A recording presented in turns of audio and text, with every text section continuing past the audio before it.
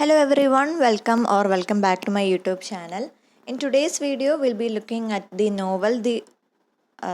novella, The Old Man and the Sea by Ernest Hemingway, which was published in 1952 and considered as his last major work of fiction published in his lifetime.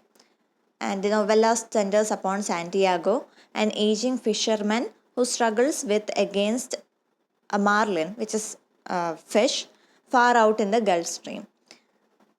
The novella was awarded the Pulitzer Prize for Fiction in 1953 and was cited by the Nobel Committee on contributing to the awarding of the Nobel Prize for Literature to Hemingway in 1954.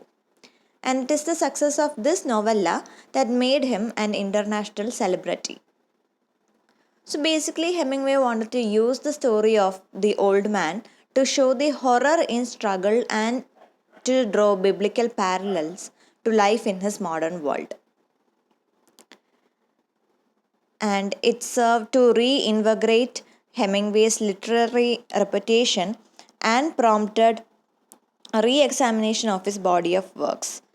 And soon the novella was so popular that it was almost hailed as a new classic, and it is compared by critics with works such as William Faulkner's The Bear and Herman Melville's Moby Dick. So basically, the novella is a parable about life itself, in particular man's struggle for triumph in a world that is designed to destroy him. So that's a bit of an introduction to the novella. നമ്മളിപ്പോൾ എൻ്റെ ഒരു synopsis അല്ലെങ്കിൽ ഒരു summary നോക്കുകയാണെങ്കിൽ, ഞാൻ പറഞ്ഞു ഈ ഒരു നോവല്ല എന്ന് പറയുന്നത് ഒരു സ്ട്രഗിളിൻ്റെ ഒരു സ്റ്റോറിയാണ്. ബേസിക്കലി ലിറ്ററലി നമ്മൾ എടുക്കുകയാണെങ്കിൽ ആ ഒരു സാന്റിയാഗോ എന്നുള്ളൊരു വൃദ്ധൻ്റെയും അതുപോലെ തന്നെ ഈ ഒരു ബ്ലൂ മാർലിൻ്റെ ഒരു സ്ട്രഗിളാണ്. അതുപോലെ തന്നെ ഒരു ലൈഫിനെ കുറിച്ചുള്ളൊരു കഥയും കൂടിയാണ്. അതായത് ജീവിതത്തിൽ ഒരുപാട് ചലഞ്ചസ് അല്ലെങ്കിൽ പ്രതിസന്ധികൾ വരുന്ന ഘട്ടത്തിലും മനുഷ്യൻ എപ്രകാരമാണ് അതിലൂടെ എല്ലാം തരണം ചെയ്ത് അവസാനം വിജയം നേടുന്നതെന്നുള്ളൊരു മെസ്സേജും കൂടി ഇതിൽ പറയുന്നുണ്ട്. സോ കഥ തുടങ്ങുന്ന സമയം നമ്മുടെ പ്രൊട്ടാഗണിസ്റ്റ് ആയിട്ടുള്ള സാന്റിയാഗോ ഒരു ഏജ്ഡ് ഫിഷർമാൻ ആണ്. തിരിച്ച് കടലിൽ നിന്ന് വെറും കൈയായിട്ട് വീട്ടിൽ വരെയാണ്.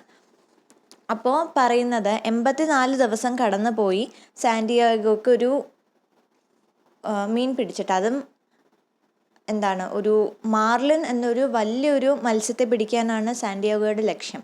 അത് നടക്കുന്നില്ല. 84 ദിവസമായി ആ ഒരു ലക്ഷ്യത്തിന് പിന്നാലെ സാന്റിയാഗോ തിരിച്ചിറങ്ങിയിട്ട്, പക്ഷേ ഇത്രയും ദിവസമായിട്ടും ഒരു രീതിയിലുള്ളൊരു വിജയവും കിട്ടിയിട്ടില്ല. അപ്പോൾ സാന്റിയാഗോയുടെ കമ്പാനിയനായിട്ടുള്ളൊരു കുട്ടിയാണ് മാനുവലിൻ. സാന്റിയാഗോയുടെ അപ്രൻറ്റിസ് ആണ്, അതുപോലെ തന്നെ ഫ്രണ്ടാണ്. മാനുവലിൻ മാത്രമാണ് ആകെ സാന്റിയാഗോയെ സപ്പോർട്ട് ചെയ്യുന്നത്. കാരണം ബാക്കി എല്ലാവരും തന്നെ കൈ ഒഴിഞ്ഞു. എല്ലാവരുടെയും വിചാരം സാന്റിയാഗോയ്ക്ക് ഒരിക്കലും ഈ ഒരു കാര്യം സാധിക്കില്ലെന്നും, മാത്രമല്ല മാനുവലിൻ്റെ പാരൻസ് പോലും മാനുവലിനെ ഈ ഒരു ആളെ ഉപേക്ഷിച്ച് മറ്റുള്ള സ്ഥലങ്ങളിൽ പോയി ജോലി തേടാൻ വരെ പ്രഷറൈസ് ചെയ്യുന്നുണ്ട്. അപ്പോൾ എല്ലാ രീതിയിലും എല്ലാവരും കൈ ഒഴിഞ്ഞ ഒരു ആളാണ് സാന്റിയാഗോ. പക്ഷെ സാന്റിയാഗോയ്ക്ക് സ്വയമായി ഒരു കോൺഫിഡൻസ് ഉണ്ട്, അല്ലെങ്കിൽ ഒരു പ്രൈഡ് ഉണ്ട്. എന്തായാലും വിജയം കണ്ടിട്ടേ മടങ്ങത്തുള്ളൂ എന്നുള്ളൊരു ലക്ഷ്യബോധമുണ്ട്. അതുപോലെ തന്നെ മാനുവലിൻ മാത്രമാണ് ആകെ സപ്പോർട്ടീവായിട്ട് നിൽക്കുന്ന ഒരു ക്യാരക്ടർ എന്ന് പറയുന്നത്. ഈ വൃദ്ധൻ ഓരോ സമയവും വെറും കൈയോടെ വരുന്ന സമയത്ത് പോലും ഈ ഒരു കുട്ടി എല്ലാ ദിവസവും ഈ ഒരു വൃദ്ധന് വേണ്ടി കാത്തിരിക്കുന്നു. എല്ലാ രാത്രിയും തിരിച്ചു വരാൻ വേണ്ടി കാത്തിരിക്കുന്നു. മാത്രമല്ല കെയർ ചെയ്യുന്നുണ്ട്. അയാളുടെ ഒരു കുടിലിൽ അയാൾക്ക് വേണ്ട ആവശ്യങ്ങളെല്ലാം ഹെൽപ്പ് ചെയ്യുന്നുണ്ട്, ഫുഡ് കൊടുക്കുന്നുണ്ട്. അതുപോലെ തന്നെ അമേരിക്കൻ ബേസ്ബോളിനെ കുറിച്ച് സംസാരിക്കുന്നുണ്ട്. അതിന് കാരണം സാന്റിയാഗോയുടെ ഒരു റോൾ മോഡൽ എന്ന് പറയുന്നത് ഒരു ബേസ്ബോൾ പ്ലെയർ ആയിട്ടുള്ള ജോ ഡിമാഗിയോ ആണ്. മാത്രമല്ല സാന്റിയാഗോയ്ക്കുള്ളൊരു ക്വാളിറ്റി എന്ന് നമുക്ക് പറയാൻ പറ്റുന്നത് ആ ഒരു എളുപ്പം പരാജയം സമ്മതിച്ചു കൊടുക്കാത്ത ഒരു മനസ്സാണ്. അതായത് ഇത്രയും ദിവസമായിട്ടും ഈ ഒരു മനുഷ്യനെ മാർലിനെ ക്യാച്ച് ചെയ്യാൻ പറ്റിയിട്ടില്ല. അപ്പോൾ എന്നാൽ പോലും സ്വാഭാവികമായിട്ടും ഏതൊരു ആളും പരാജയം സമ്മതിക്കുന്ന ഇടത്ത് സാന്റിയാഗോ ഇപ്പോഴും പ്രതീക്ഷിക്കുന്നു ഇനി ഒരു ദിവസം തീർച്ചയായും താൻ ആഗ്രഹിക്കുന്ന കാര്യം നടപ്പാകുമെന്ന്. സോ അത്രയും ഒരു കോൺഫിഡൻസ്, അത് ഒരു ക്വാളിറ്റി തന്നെയാണ് സാന്റിയാഗോയുടെ ക്യാരക്ടറൈസേഷൻ എടുക്കുമ്പോൾ. അങ്ങനെ 85-ാമത്തെ ദിവസം സാന്റിയാഗോ കുറച്ചും കൂടി ആ ഒരു ദ്വീപിൻ്റെ ഒരു ടെറിട്ടറിയെക്കാട്ടിലും കുറച്ചും കൂടി ഒരു ഗൾഫ് സ്ട്രീമിലേക്ക് പോകാൻ തീരുമാനിക്കുന്നു. കാരണം അത്രയും ഒരു ആഴത്തിലേക്ക് പോവുകയാണെങ്കിൽ ഒരു പക്ഷേ മാർലിനെ കിട്ടുമെന്നുള്ളൊരു വിശ്വാസത്തിൽ അങ്ങനെ പോവുകയാണ്. ചൂണ്ടയിട്ടിരിക്കുകയാണ്. ഒരു ഉച്ച സമയമാകുമ്പോഴേക്കും ഒരു മത്സ്യം ആ ഒരു ചൂണ്ടയിൽ പെടുന്നു എന്ന് മനസ്സിലാകുന്നു. സാന്റിയാഗോ ഒരുപാട് എക്സ്പേർട്ടാണ്, ഒരുപാട് അറിവുണ്ട് ഈ ഒരു ഫിഷിങ്ങിനെ സംബന്ധിച്ച്. അതുകൊണ്ട് തന്നെ ആ ഒരു മത്സ്യം ചൂണ്ടയിൽ കുടുങ്ങിയ സമയത്ത് തന്നെ സാന്റിയാഗോയ്ക്ക് മനസ്സിലാകുന്നു ഇത് മാർലിൻ തന്നെയാണ്. അതായത് ഏത് മത്സ്യത്തെയാണ് സാന്റിയാഗോ ഇത്രയും നാളായി കാത്തിരുന്നത്, അത് ആ മത്സ്യം തന്നെയാണ് ചൂണ്ടയിൽ വീണിരിക്കുന്നതെന്ന് സാന്റിയാഗോയ്ക്ക് മനസ്സിലാകുന്നു. പക്ഷേ ഈ ഒരു മാർലിൻ എന്ന് പറയുന്നത് വലിയൊരു മത്സ്യമായതുകൊണ്ട് തന്നെ സാന്റിയാഗോയ്ക്ക് അത് ബോട്ടിലേക്ക് വലിച്ച് കയറ്റാൻ സാധിക്കുന്നില്ല. അപ്പോൾ അവിടെയാണ് ആ ഒരു സ്ട്രഗിൾ എന്ന് പറയുന്ന ഒരു ലിറ്ററൽ സെൻസ് ഉള്ളൊരു സ്ട്രഗിൾ തുടങ്ങുന്നത്. കാരണം ഈ ഒരു മത്സ്യം ചൂണ്ടയിൽ കുടുങ്ങിയിട്ടേ ഉള്ളൂ, മരിച്ചിട്ടില്ല. അതുകൊണ്ട് തന്നെ അത് തിരിച്ച് ഈ ഒരു ചൂണ്ടയിൽ നിന്ന് രക്ഷപ്പെടാൻ വേണ്ടി വലിക്കുന്നുണ്ട്. സാന്റിയാഗോ ബോട്ടിൽ ആ ഒരു ചൂണ്ട കെട്ടിയിടാൻ പറ്റത്തില്ല, ഒരു പക്ഷേ പൊട്ടിപ്പോയാലോ എന്നുള്ളൊരു പേടിയുള്ളതുകൊണ്ട് അദ്ദേഹത്തിൻ്റെ ദേഹം ഉപയോഗിച്ച് തന്നെ ആ ഒരു ചൂണ്ട പിടിച്ച് വെക്കുന്നുണ്ട്. അങ്ങനെ ഒരു 3 ദിവസം, അതായത് 2 പകലും 2 രാത്രിയും ഈ ഒരു സ്ട്രഗിൾ നടന്നു പോകുന്നുണ്ട്. ആ സമയം ഈ ഒരു സ്ട്രഗിളിൻ്റെ ഇടയിൽ ഒരുപാട് വേദന അനുഭവിക്കുന്നുണ്ട് സാന്റിയാഗോ. കൈകൾ മുറിയുന്നുണ്ട്, അതുപോലെ തന്നെ ആ ഒരു സ്ട്രെയിൻ ദേഹം മൊത്തം തന്നെ തോന്നുന്നുണ്ട്, ഒരുപാട് വേദന തോന്നുന്നുണ്ട്. പക്ഷെ ആ സമയം പോലും ഒരു ദേഷ്യം തോന്നേണ്ട സമയത്ത്, അല്ലെങ്കിൽ ആ ഒരു മാർലിനോട് വെറുപ്പ് തോന്നേണ്ട സമയത്ത് സാന്റിയാഗോയ്ക്ക് ആ ഒരു മത്സ്യത്തോട് ഒരുപാട് ബഹുമാനവും ഒരുപാട് ആദരവുമാണ് തോന്നുന്നത്. കാരണം ഈ ഒരു മാർലിനും സാന്റിയാഗോ പോലെ തന്നെ പെട്ടെന്ന് മുട്ടുമടുക്കുന്ന ഒരു കൂട്ടത്തിലല്ല, പെട്ടെന്ന് പരാജയം സമ്മതിക്കുന്ന കൂട്ടത്തിലല്ല. It is fighting for this last breath. ആ ഒരു ക്വാളിറ്റി സാന്റിയാഗോയുടെ ഉള്ളിൽ തന്നെ ഉണ്ട്, നമുക്കറിയാം. ആ ഒരു ക്വാളിറ്റി മാർലിൻ്റെ ഉള്ളിലും സാന്റിയാഗോയ്ക്ക് കാണാൻ പറ്റുന്നത് കൊണ്ട് തന്നെ മാർലിനെ ബ്രദർ എന്ന രീതിയിലാണ് സാന്റിയാഗോ വിളിക്കുന്നത്. മാത്രമല്ല ആ ഒരു മാർലിനോട് തന്നെ ആ ഒരു രീതിയിലുള്ളൊരു കണക്ഷനാണ് തോന്നുന്നത്. അതിൻ്റെ ഒരു ധൈര്യത്തെയും അതിൻ്റെ ഒരു പരാജയം സമ്മതിച്ചു കൊടുക്കാത്ത ആ ഒരു മനസ്സിനെയും അയാൾ ഒരുപാട് ഇഷ്ടപ്പെടുന്നുണ്ട്. So that's something that is new that we can see. അങ്ങനെ 2 പകലും 2 രാത്രിയും കഴിയുന്നു. 3-ാമത്തെ ദിവസം ഈ മത്സ്യവും ക്ഷീണിക്കുന്നുണ്ട്, സാന്റിയാഗോയും ക്ഷീണിക്കുന്നുണ്ട്. പക്ഷേ സാന്റിയാഗോയ്ക്ക് ഈ ഒരു മത്സ്യത്തെ കുറച്ചും കൂടി അടുത്തേക്ക് വലിച്ച് അതിൻ്റെ ഒരു ഹാർപ്പൂൺ ഉണ്ട്, അത് ഒരു വളരെ മൂർച്ചയേറിയ ഒരു ആയുധമാണ്. ആ ഒരു ഹാർപ്പൂൺ ഉപയോഗിച്ച് ആ മത്സ്യത്തെ കൊല്ലാൻ സാധിക്കുന്നു. അതിനുശേഷം ഇതിനെ തീരത്തേക്ക് വലിച്ചു കൊണ്ടുപോകുന്ന ഒരു സീനാണ് നമ്മൾ കാണുന്നത്. അപ്പോൾ ഒരു വശത്ത് സാന്റിയാഗോ ഒരുപാട് എക്സൈറ്റഡ് ആണ്. കാരണം ഇത്രയും ദിവസത്തെ ഒരു ജീവിത ലക്ഷ്യം അവസാനമായി പൂർത്തിയാവുകയാണ്. മാത്രമല്ല ഇത് വലിയൊരു മത്സ്യമാണ്, അതുകൊണ്ട് തന്നെ അതിൻ്റെ രീതിയിലുള്ളൊരു അപ്രീസിയേഷൻ, അല്ലെങ്കിൽ അതിൻ്റെ രീതിയിലുള്ളൊരു പൈസ കിട്ടും. അപ്പോൾ അതുകൊണ്ട് തന്നെ ജീവിതത്തിൻ്റെ ക്വാളിറ്റി കുറച്ചും കൂടി മെച്ചപ്പെട്ടതാക്കാമെന്നുള്ളൊരു രീതിയിൽ സന്തോഷമുണ്ട്. മറുവശത്ത് ഒരു ദുഃഖം കൂടിയുണ്ട്. അതായത് സാന്റിയാഗോ വിചാരിക്കുന്നത് ഈ ഒരു മത്സ്യത്തെ കാണുന്നവരും അതിനെ അഡ്മയർ ചെയ്യുന്നവരും, അല്ലെങ്കിൽ ഈ ഒരു മത്സ്യത്തെ പിന്നീട് ഭക്ഷണം വെച്ച് കഴിക്കുന്നവരും ഇതിൻ്റെ പിന്നിലുള്ള ഈ ഒരു എഫേർട്ട് ആരും ആലോചിക്കത്തില്ല. അല്ലെങ്കിൽ ഈ ഒരു മത്സ്യത്തെ അത്രയും അഡ്മയർ ചെയ്യാൻ ആരും തുനിയത്തില്ല. എല്ലാവരും അതിനെ വളരെ ഒരു ഭക്ഷണമായിട്ട് മാത്രമേ കാണത്തുള്ളൂ. ആരും തന്നെ ഈ ഒരു മത്സ്യത്തെ സാന്റിയാഗോ എങ്ങനെയാണ് പിടിച്ചത്, അല്ലെങ്കിൽ സാന്റിയാഗോ എത്രമാത്രം കഷ്ടപ്പെട്ടു എന്നുള്ളൊരു കാര്യം ആരും അന്വേഷിക്കത്തു കൂടിയില്ല. ഈ ഒരു കാര്യത്തിലും അയാൾക്ക് കുറച്ച് ദുഃഖമുണ്ട്. കാരണം പൊതുവെ നമ്മളൊരു എടുക്കുകയാണെങ്കിലും ഈ ഒരു കാര്യം നമുക്ക് മനസ്സിലാക്കാൻ പറ്റും. ഏതൊരു വർക്കാണെങ്കിലും, അതിപ്പോൾ ഒരു ആർട്ടാണെങ്കിൽ, പെയിൻറ്റിങ് ആണെങ്കിലും ഫോട്ടോഗ്രാഫി ആണെങ്കിലും ലിറ്ററേച്ചർ ആണെങ്കിലും എന്തൊരു വർക്കും ആയിക്കൊള്ളട്ടെ, നമ്മളെപ്പോഴും എൻഡ് പ്രോഡക്റ്റ് മാത്രമാണ് അഡ്മയർ ചെയ്യുന്നത്. അതിൻ്റെ ഒരു ഭംഗി, അതിൻ്റെ ഒരു ക്വാളിറ്റി, അതെല്ലാം മാത്രമാണ് നമ്മൾ പൊതുവെ അഡ്മയർ ചെയ്യുന്നത്. ആ ഒരു പ്രോഡക്റ്റ് ഉണ്ടാക്കാൻ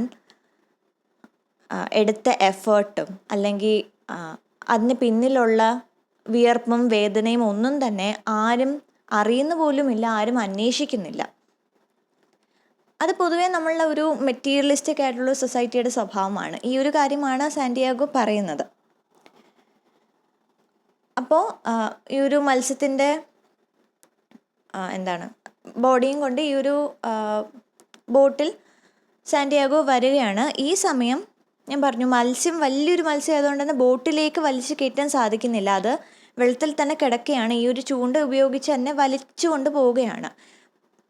അപ്പോൾ ഈ ഒരു മത്സ്യത്തിൻ്റെ ആ ഒരു ബ്ലഡിൻ്റെ മണമൊക്കെ കിട്ടിക്കൊണ്ട് കുറേ സ്രാവുകൾ അവിടെ വരുന്നുണ്ട്.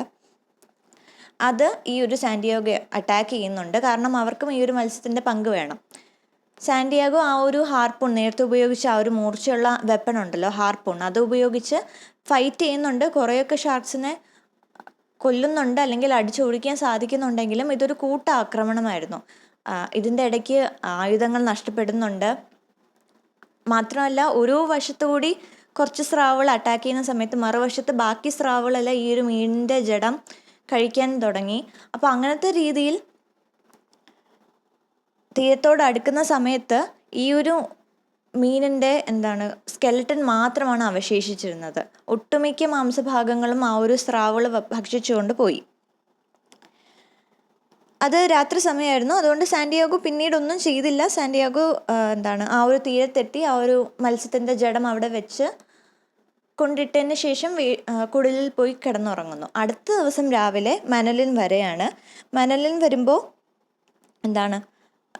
ഈ ഒരു ആളെ കാണുന്നു. അപ്പോഴാണ് മനലിനൊരു ആശ്വാസമാകുന്നത്. കാരണം ഇത് രാത്രിയോളം നീണ്ട ഒരു പരിശ്രമമായിരുന്നു, 3 ദിവസത്തോളം നീണ്ട പരിശ്രമമായിരുന്നു. അപ്പോൾ ഒരു ജീവനോടെ കണ്ടപ്പോൾ മനലിനൊരു സന്തോഷം തോന്നുന്നുണ്ട്. ബാക്കിയുള്ള വാർത്തകൾ മനലിലാണ് പറയുന്നത്. അതായത് ഈ ഒരു മത്സ്യത്തിൻ്റെ ജഡം അടുത്ത ദിവസം രാവിലെ ആൾക്കാർ കാണുന്നുണ്ട്. അത് മെഷർ ചെയ്ത് നോക്കുമ്പോൾ ഏകദേശം 18 അടിയോളം വരുന്നുണ്ട് എന്ന് മനസ്സിലാക്കുന്നു.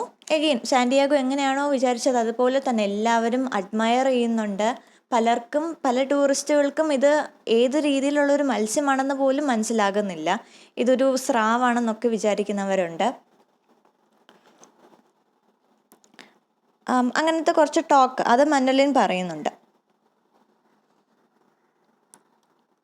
പിന്നീട് ഈ സാന്റിയാഗോ മനലിനും കൂടി ഒന്നും കൂടി ഈ ഫിഷിംഗ് പാർട്ട്നേഴ്സ് ആകാൻ തീരുമാനിക്കുന്നുണ്ട്.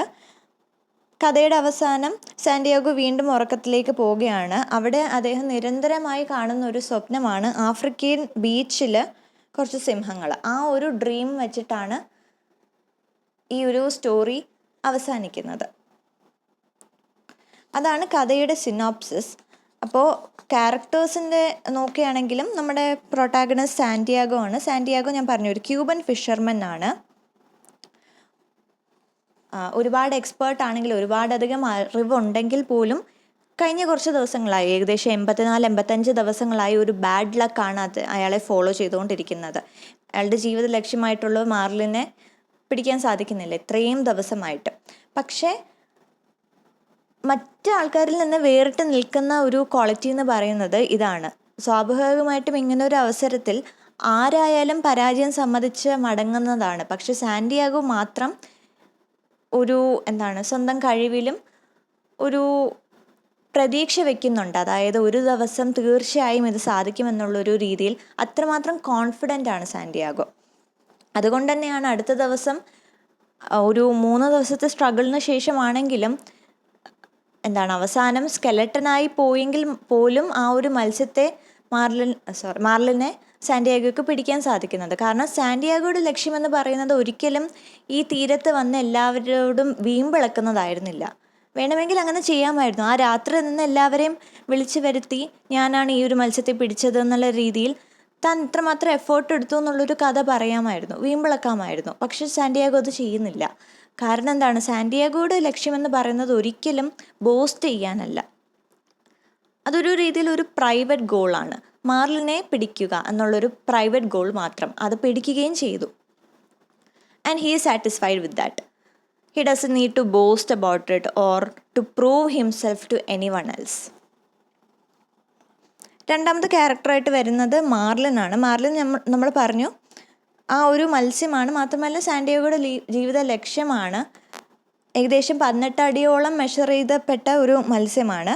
അതും സാന്റിയാഗോയായിട്ട് ഒരു കമ്പാരിസൺ നടത്തുമ്പോൾ നമ്മൾ കാണാം, സാന്റിയാഗോ പോലെ തന്നെ പരാജയം ഒട്ടും തന്നെ സമ്മതിച്ചു കൊടുക്കാത്ത കൂട്ടത്തിലുള്ളൊരു എലമെൻ്റ് ഓഫ് നേച്ചറാണ്.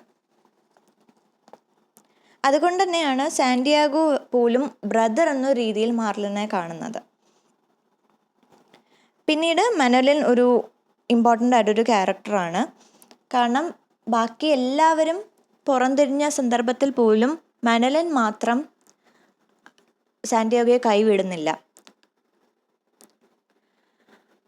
പിന്നെ ഒരു ക്യാരക്ടറായിട്ട് വരുന്നത് ജോ ഡിമാഗിയോ ആണ്. ജോ ഡിമാഗിയോ ഒരു മെൻഷൻ ചെയ്യുന്നതേ ഉള്ളൂ, ഒരിക്കലും ഒരു ക്യാരക്ടറായിട്ട് ഈ ഒരു നോവലിൽ വരുന്നില്ലെങ്കിൽ പോലും ഡിമാഗിയോ ഒരു ഇമ്പോർട്ടൻ്റ് ആയിട്ടൊരു ക്യാരക്ടറാണ്. കാരണം എന്താണ്, ഡിമാഗിയോയുടെ കാര്യം എടുക്കുകയാണെങ്കിൽ he was centre fielder for New York Yankees from 1936 to 1951 and is often considered the best all-round player ever at that position. വളരെ ഫേമസ് ആയിട്ടുള്ളൊരു ബേസ്ബോൾ പ്ലെയർ ആണ്. അദ്ദേഹത്തിന് ഇടയ്ക്ക് ഇതുപോലെ ഒരു ബോൺ സ്പർ സംഭവിക്കുന്നു. അങ്ങനത്തെ രീതിയിലൊരു ആക്സിഡൻറ്റ് സംഭവിക്കുന്ന സന്ദർഭത്തിൽ സ്വാഭാവികമായിട്ടും വേറെ ഏതൊരു പ്ലെയർ ആണെങ്കിലും റിട്ടയർ ചെയ്യും, അല്ലെങ്കിൽ സ്വന്തം ഒരു ആരോഗ്യസ്ഥിതി മനസ്സിലാക്കി ആ ഒരു ഫീൽഡിൽ നിന്ന് മാറി നിൽക്കും. പക്ഷേ ഇദ്ദേഹം വീണ്ടും കളിക്കാൻ തുടങ്ങുന്നു. അങ്ങനെ വളരെ മികച്ച ഒരു കരിയർ അദ്ദേഹം സ്വന്തമാക്കുന്നു. ഡിമാഗിയോ ആണ് സാന്റിയാഗോയുടെ ഇൻസ്പിറേഷൻ അല്ലെങ്കിൽ റോൾ മോഡൽ. കാരണം എന്താണ്, ഡിമാഗിയോ പോലെ തന്നെ ഒരുപക്ഷെ ഡിമാഗിയോയുടെ ആ ഒരു ജീവിതം മനസ്സിലാക്കിയായിരിക്കാം സാന്റിയാഗോയ്ക്കും എളുപ്പം പരാജയപ്പെടരുത്, അല്ലെങ്കിൽ വീണ്ടും വീണ്ടും മുന്നേറാൻ ശ്രമിക്കണം എന്നുള്ളൊരു മെസ്സേജ് സാന്റിയാഗോ ഒരുപക്ഷെ എടുക്കുന്നത് ഡിമാഗിയോയുടെ ഈ ഒരു ജീവിത ചരിത്രത്തിൽ നിന്നായിരിക്കാം. അങ്ങനെയാണ് ജോ ഡിമാഗിയോയുടെ ഒരു റോൾ ഇവിടെ വരുന്നത്. And then if we talk about the themes, motifs and symbol, ഇതിൽ മെയിനായിട്ട് 2 തീംസ് നമുക്ക് പറയാൻ പറ്റും. ഒന്ന് ഓണറാണ്, അതുപോലെ തന്നെ സ്ട്രഗിൾ, ഡിഫീറ്റ് ആൻഡ് ഡെത്ത്. ഇതിൽ പറയുന്നത് എന്താണ്, ലിറ്ററലി ഞാൻ പറഞ്ഞു ഒരു ഫിഷർമാനും ഒരു ഫിഷും തമ്മിലുള്ള ഒരു സ്ട്രഗിൾ ആണെങ്കിൽ മെറ്റഫോറിക്കലി നമുക്കിത് ലൈഫിനെ കുറിച്ച് തന്നെ പറയാൻ പറ്റും. The struggle of man against the obstacles in life.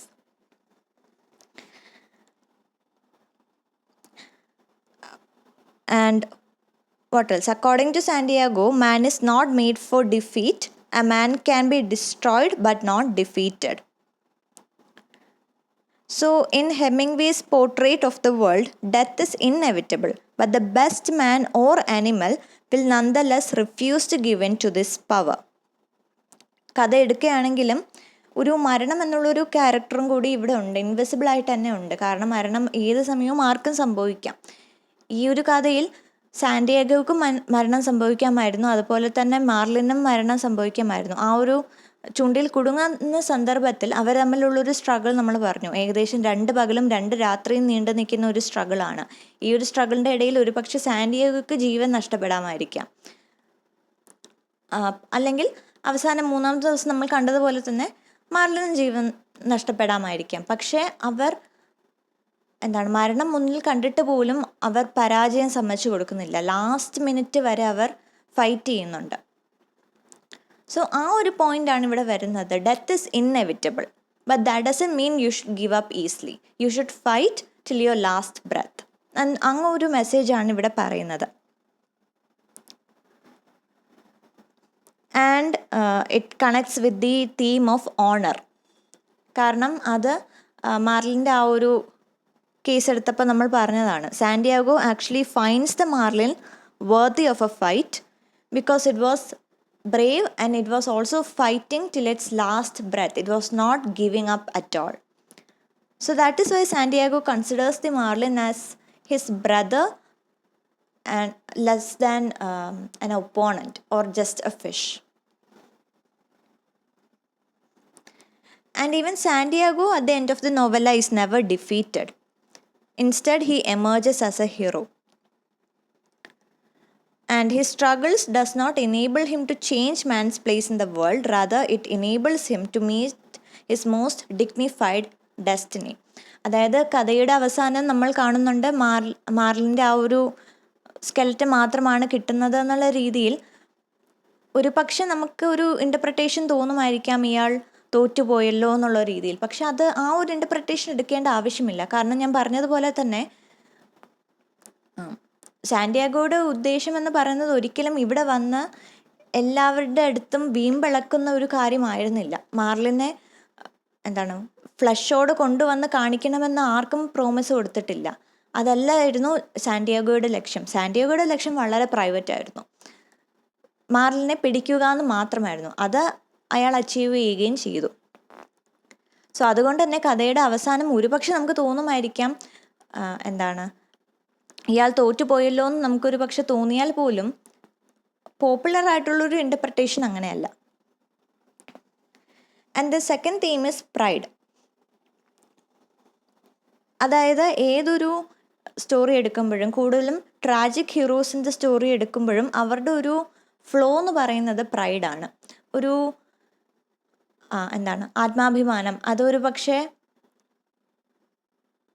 ആ ഒരു അധികമായിരിക്കാം. അതുകൊണ്ട് തന്നെ ആയിരിക്കാം ആ ഒരു ഹീറോയും ആ ഒരു ഹീറോയെ ചുറ്റിപ്പറ്റിയുള്ള എല്ലാ ക്യാരക്ടേഴ്സും തന്നെ അവസാനം അവരുടെ ജീവൻ നഷ്ടപ്പെടുന്നത്. അപ്പോൾ സാന്റിയാഗോയുടെ കേസ് എടുക്കുമ്പോഴും ഹി ഹാസ് പ്രൈഡ്. കാരണം ഇത്രയും ദിവസമായിട്ടും പരാജയം സമ്മതിക്കാതെ വീണ്ടും മുന്നോട്ട് പോകാൻ ശ്രമിക്കുന്നത് തന്നെ ഒരു പ്രൈഡ് ഉള്ളത് കൊണ്ടാണ്. പക്ഷേ ഒരിക്കലും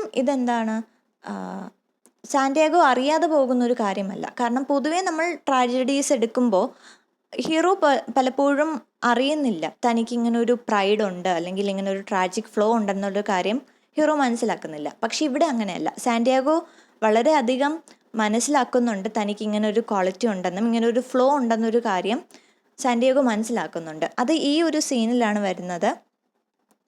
ഷാർക്സ് അറ്റാക്ക് ചെയ്യുന്ന സമയത്ത് ഈ ഒരു ഓൾഡ് മാൻ, ഈ സാന്റിയാഗോ മാർലിനോട് അപ്പോളജൈസ് ചെയ്യുന്നുണ്ട്. സാന്റിയാഗോ വന്നത് ഗൾഫ് സ്ട്രീമിലേക്കാണ്. സാധാരണ ഞാൻ പറഞ്ഞു അത് വളരെയധികം ദൂരമാണ്. സാധാരണ മീൻപിടുത്തക്കാർ പോകുന്ന ബൗണ്ടറിയെക്കാട്ടിലും അധികമാണ് ഇയാൾ പോയത്. അപ്പോൾ ആ ഒരു കാര്യം പറഞ്ഞുകൊണ്ട് ഇയാൾ സോറി പറയുകയാണ്. അതായത് ഇത്രയും ദൂരം ഞാനായിട്ട് വന്നില്ലായിരുന്നെങ്കിൽ ഒരു പക്ഷെ ഇങ്ങനെ സംഭവിക്കില്ലായിരുന്നു. Because he's feeling most sorry for the marlin that it had to meet such an end. അങ്ങനത്തെ രീതിയിൽ ഐ വെൻറ്റ് ടു ഫാർ എന്നുള്ളൊരു സ്റ്റേറ്റ്മെൻറ്റ് സാന്റിയാഗോ പറയുന്നുണ്ട്. സോ അതിലൂടെ നമുക്ക് മനസ്സിലാക്കാൻ പറ്റും സാന്റിയാഗോ വളരെയധികം അവെയറാണ്. അതായത് അയാളുടെ ഉള്ളിൽ ഈ ഒരു പ്രൈഡ് എന്നൊരു ക്വാളിറ്റി ഉണ്ടെന്നും ഒരു പക്ഷേ ഈ ഒരു ക്വാളിറ്റി കാരണമായിരിക്കാം ഈ ഒരു സ്ട്രഗിൾ അല്ലെങ്കിൽ ഈ ഒരു കാര്യങ്ങളെല്ലാം തന്നെ സംഭവിച്ചതെന്നും അയാൾ മനസ്സിലാക്കുന്നുണ്ട്. So Santiago actually stands as proof that pride motivates men to greatness. അതാണ് ഇവിടുത്തെ പ്രൈഡിൻ്റെ ഒരു ഇമ്പോർട്ടൻസ് എന്ന് പറയുന്നത്. കാരണം ഈ ഒരു അഭിമാനം കാരണം അയാൾ ഒരിക്കലും നാശത്തിലേക്ക് പോകും. ഈ ഒരു അഭിമാനം ഉള്ളിലുള്ളത് കൊണ്ടാണ് ഇത്രയും 84 ദിവസത്തെ ഒരു ബാഡ് ലക്കിന് ശേഷവും വീണ്ടും ശ്രമിക്കാനുള്ളൊരു മോട്ടിവേഷൻ അയാൾക്ക് കിട്ടുന്നത്. കാരണം സ്വന്തം കാര്യത്തോട്, അതായത് ഞാൻ പറഞ്ഞു ഇത് പ്രൈവറ്റ് ആയിട്ടൊരു ഗോളാണെന്ന്, വേറെ ആരുടെ മുമ്പിലും ഒന്നും പ്രൂവ് ചെയ്യാൻ്റെ ആവശ്യമില്ല. പക്ഷെ സ്വന്തം കാര്യം എടുക്കുമ്പോൾ സ്വന്തമായിട്ടുള്ളൊരു ആഗ്രഹമുണ്ട്. അതുകൊണ്ട് മാത്രമാണ്, ആ ഒരു അഭിമാനം ഉള്ളിലുള്ളത് കൊണ്ട് മാത്രമാണ് 85ാമത്തെ ദിവസവും അയാൾ ഇതിനു വേണ്ടി ഇറങ്ങുന്നത്. അതുപോലെ തന്നെ 3 ദിവസത്തെ സ്ട്രഗിളിന് ശേഷം ആ ഒരു കാര്യം സാധിക്കുകയും ചെയ്യുന്നത്. So that is how pride is A important theme.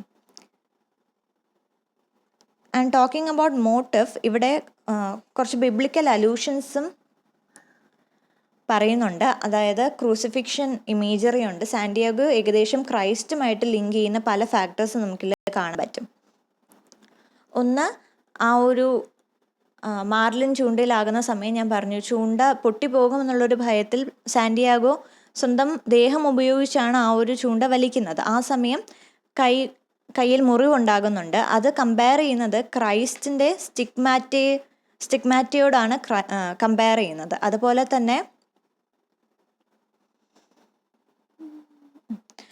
തന്നെ ഷാർക്സ് അറ്റാക്ക് ചെയ്യുന്ന ഇൻസിഡൻറ്റിൽ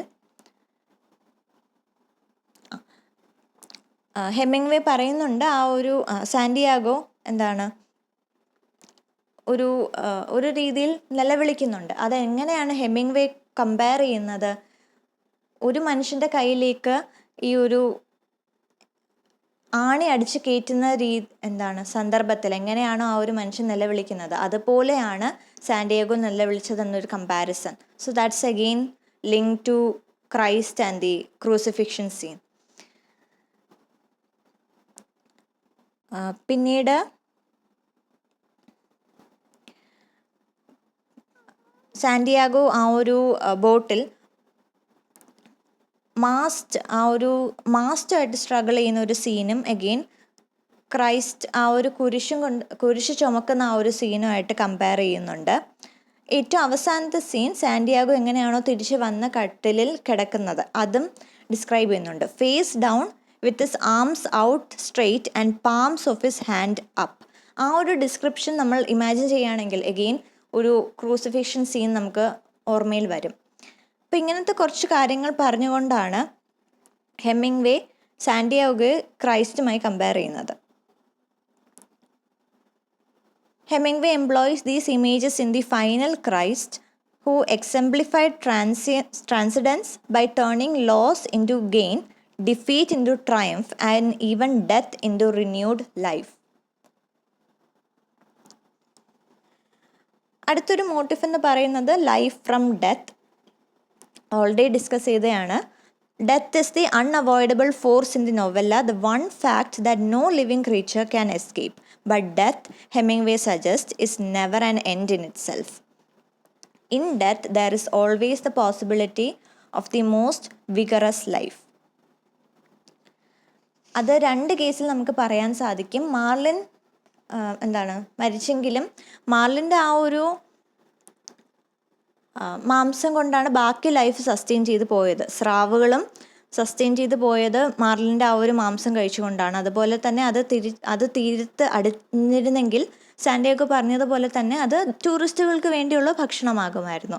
so in a way marlin's death actually contributes to the sustenance of others life. അതുപോലെ തന്നെ Santiago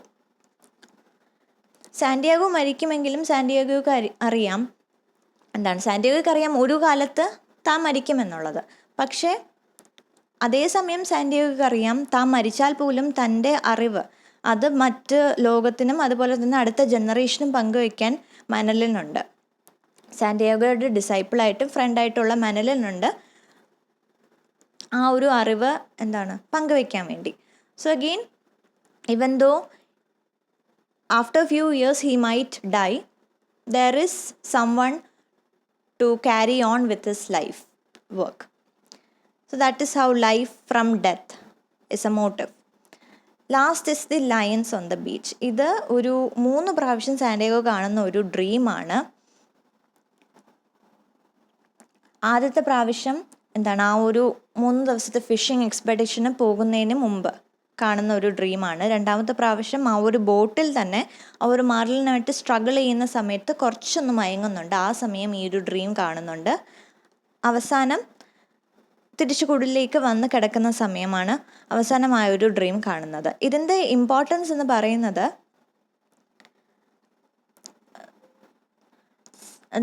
because Santiago associates the lion with his youth, the dream suggests the circular nature of life. Additionally, because Santiago imagines lions, fierce predators, playing, his dream suggests a harmony between the opposing forces. Life and death, love and hate, destruction and regeneration of nature. Basically ഇത് സാന്റിയാഗോയുടെ ക്യാരക്ടറിനെ ഒരു portray ചെയ്യുന്ന രീതിയിൽ നമുക്ക് പറയാൻ സാധിക്കും. Lions are fierce predators who again is not afraid of death or defeat. It's similar to Santiago's character. Symbols എടുക്കുകയാണെങ്കിൽ marlin ഉണ്ട്. The marlin is a magnificent and glorious creature, and it symbolizes the ideal opponent. So in a world in which everything kills everything else in some way, Santiago feels genuinely lucky to find himself matched against the creature that brings out the best in him: his strength, courage, love and respect. കാരണം ഇവിടെ മാർലിനെ ഒരിക്കലും ഇത് വായിക്കുന്ന സമയത്ത് നമ്മൾ ഒരിക്കലും ഒരു മത്സ്യമായിട്ട് കാണത്തില്ല. കൂടുതലും ഈ ഒരു സാന്റിയാഗോയുടെ പോയിന്റ് ഓഫ് വ്യൂവിൽ വായിക്കുന്നത് കൊണ്ട് തന്നെ നമ്മളും സാന്റിയാഗോ എങ്ങനെയാണോ കാണുന്നത് ആ ഒരു രീതിയിലായിരിക്കും ഒരു മത്സ്യത്തെ കാണുന്നത്. As A brother, almost as A human being, A worthy opponent. രണ്ടാമത്തെ സിമ്പിൾ എന്ന് പറയുന്നത് ആ ഷാർക്സ് ആണ്. The shovel nosed shark.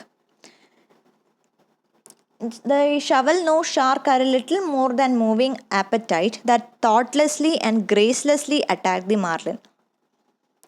As opposed to the old man, they stand in bold contrast to the marlin, which is worthy of Santiago's effort and strength. They symbolize and embody